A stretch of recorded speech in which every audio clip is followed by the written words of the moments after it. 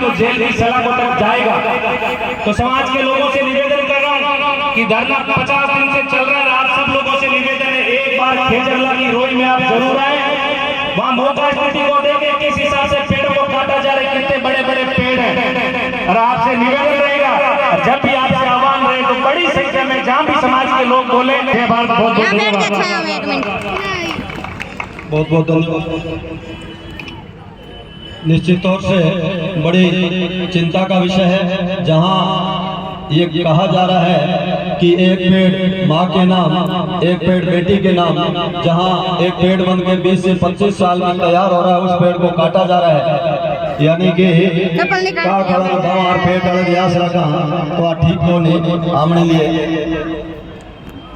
अब मेरा आग्रह रहेगा, रामस्वरूप जी घायल हमारे बीच में पधारे हैं, भाजपा नेता, तो मेरा आग्रह रहेगा वो बीच पर उपस्थित मेरे गुरु जी श्री राम जी मठ साहब, रामस्वरूप जी खेचड़ साहब, रामकृष्ण जी गोदरा साहब, सम्मानित मंच सामने विराजे हुए हमारे वरिष्ठ राजा राम जी धरणे साहब, मई राम जी जाकिर साहब, बनवार जी ढिल्लो साहब।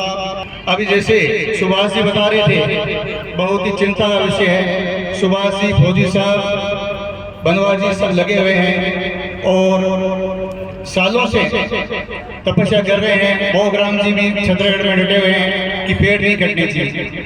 लेकिन एक विडंबना है कि ये सोलर वाले क्या करते हैं कि खेत वाले को इन्वॉल्व करते हैं। भैया खेजड़ी काट के हमें साफ करके देना है, और चंद पैसों के लालच में आ जाते हैं खेत वाले और वो खेजड़ी काट देते हैं। तो कहीं न कहीं इसमें क्या है कि हमारे किसान भाई इन्वॉल्व है, लेकिन सबको समझाना पड़ेगा। ये एक मीठा लालच है, लेकिन प्रकृति बचना अति आवश्यक है। आप खेजड़ी हमने देखे सुभाष जी लाइव आते, मैं जा नहीं पाया, माफी चाहूंगा, लेकिन देखते हैं बहुत बड़ी तादाद में खेजड़ियां, जैसे अपने रोटू में खेजड़ी है वैसे वहाँ खेजड़ी है। तो एक हमें तैयारी सब संगठन को साथ लेकर, जैसे सुभाष ने भी कहा था कि राजा राम जी भी अपने व्यापारी वर्ग से संपर्क करें, लेकिन खाली व्यापारी वर्ग से काम नहीं चलेगा। हमें गांव-गांव अलग जगानी पड़ेगी, हर घर अलग जगानी पड़ेगी। जैसे हम धरना प्रदर्शन भी कर रहे हैं, तो ड्यूटी लगानी पड़ेगी कि प्रत्येक गाँव से आज 50 आदमी ही आएंगे, कल ही आएंगे, परसों ही आएंगे। लड़ाई लंबी लड़नी पड़ेगी, 1-2 दिन से कानून बदलने वाला नहीं है, क्योंकि जब तक सरकार पे दबाव नहीं बढ़ेगा तब तक कानून में संशोधन नहीं होगा। तो इसलिए हमें एक गांव वाइज टीम में बनाकर सबको जिम्मेदारी देनी होगी। सुभाष जी, फौजी साहब या मैं, जो भी हम कोई 5-10 आदमी बैठ जाएंगे उससे कानून चेंज होने वाला नहीं है।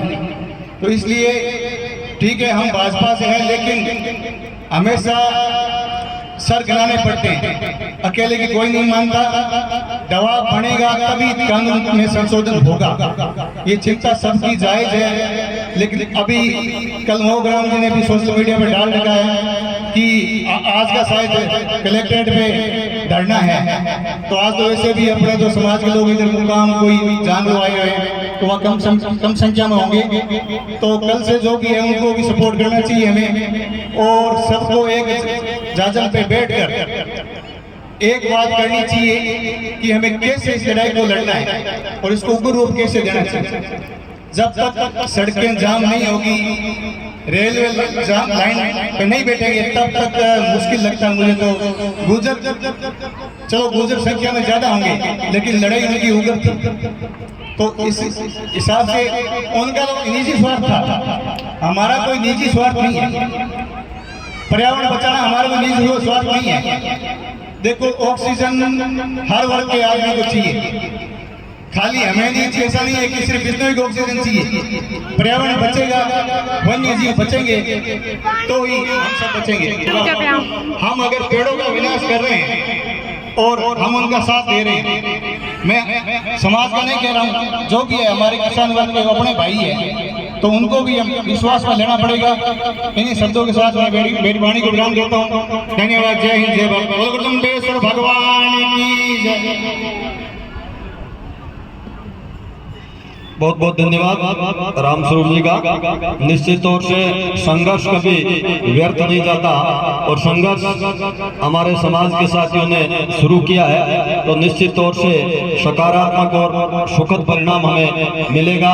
निरंतर हमें इस संघर्ष की जो राह है उसको लगातार इस संघर्ष की अलग को जगाए रखना है, इस संघर्ष को निरंतर बनाए रखना है। निश्चित तौर से वातावरण बनेगा, अन्य समाज के लोगों में भी भावना उत्पन्न होगी कि पेड़ सबके लिए जरूरी है, तो वो भी जुड़ेंगे, सब जुड़ेंगे और निश्चित तौर से हम अपने इस आंदोलन में कामयाबी हासिल करेंगे।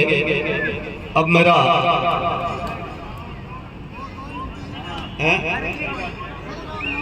मिलेगा तभी हम सफल हो पाएंगे, क्योंकि लोकतंत्र में सिर गिने जाते हैं और संख्या बल के आधार पर ही हम गवर्नमेंट को झुका पाते हैं। ये हमारे बुजुर्ग हैं, इनकी ऐसी भावना है, इनका बहुत बहुत धन्यवाद। अब मेरा आग्रह रहेगा हमारे सेवक दल के यहाँ के प्रधान है महिराम जी गलोइया कि वो अपनी बात रखें। बोले गुरु जम्बेश्वर भगवान की। हमारे जांगलू सभा के मुखियान राजाराम जी धरनिया जी, महिराम जी जाकर साहब, बनवार जी डेलू, लोण जी गोदारा, राम गोपाल जी, भाई सुभाष, हमारे रिशपाल जी फौजी, श्री राम जी मास्टर जी, सम्मानित मंच सामने विराजमान प्रभु प्रेमी सज्जनों, मातृशक्ति मेरे साथियों, सेवक दल भाइयों, अभी खेजड़िया के बारे में सब कुछ पहले राम गोपाल जी ने, सुभाष जी ने बता दिया।